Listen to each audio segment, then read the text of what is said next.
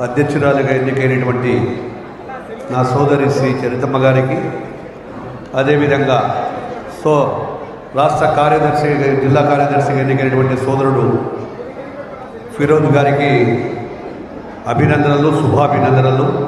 అదేవిధంగా జిల్లా కార్యవర్గంగా ఎన్నికైనటువంటి వెనక ఉన్నటువంటి అందరికీ కూడా అభినందనలు, శుభాభినందనలు తెలియజేస్తూ ఈ కార్యక్రమంలో ఉన్నటువంటి గౌరవనీయులు మంత్రులు శ్రీ ఎన్నెమిడి ఫారూక్ గారికి, శాసనసభ్యులు శ్రీ బుడ్డా రాజశేఖర రెడ్డి గారికి, జయసూర్య గారికి,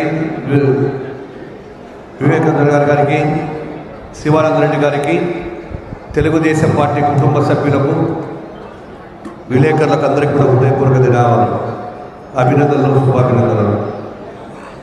ఒక్కసారి మీరు ఆలోచన చేయాలి. తెలుగుదేశం పార్టీ ఏ నిర్ణయం తీసుకున్నా దానికి కట్టుబడేటువంటి కార్యకర్తలము, నాయకులు మనమందరం. ఈరోజు సోదరి మా చరితమ్మ గారికి ఇచ్చినటువంటి అవకాశాన్ని సద్వినియోగం చేసుకోవాలని కోరుకుంటూ ఉన్నాం. ఈరోజు వైఎస్ఆర్ పార్టీ నాయకులు కూడా చూస్తూ ఉన్నారు ఏ పార్టీ చరిత్ర ఏ విధంగా ఉంది, ఏ పార్టీ ఏ విధంగా ఉందని.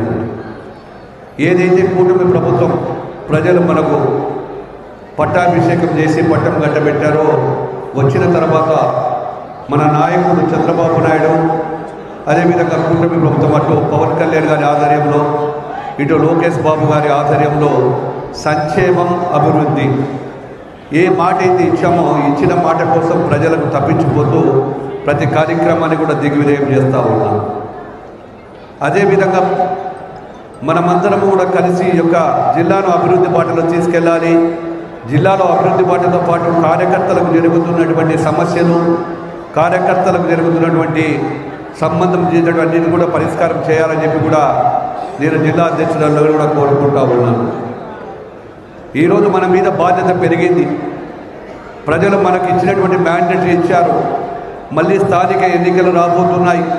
స్థానిక ఎన్నికలలో అందరం ఒకటై పోరాటం చేసి మళ్ళీ తెలుగుదేశం పార్టీని అగ్రభాగాన పెట్టి ప్రతి చోట ఉన్నటువంటి స్థానిక ఎన్నికలలో మనం గెలవలసినటువంటి బాధ్యత ఉంది. అదేవిధంగా ఈరోజు వైఎస్ఆర్ పార్టీ నాయకులు వచ్చినారు, మాటలు మాట్లాడుతూ ఉన్నారు. ఈరోజు రెడ్ బుక్ రాజ్యాంగం అని మమ్మల్ని అంటున్నారు.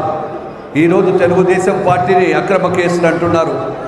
ఈరోజు వైఎస్ఆర్ పార్టీ నాయకులకు సిగ్గు శరం ఉంటే మీరు గతంలో చేసిన పాపాలు, మీరు చేసినటువంటి వేధింపులు, మా కార్యకర్తలను వేధించిన వేధింపులో ఎక్కడ కూడా మేము వేధింపులకు పోవడం లేదు. ప్రజాస్వామ్య బద్ధంగానే కూడా పోలీసులు కూడా చట్టప్రకంగా చేస్తున్నారని కూడా ధైర్యంగా చెప్పగలరు.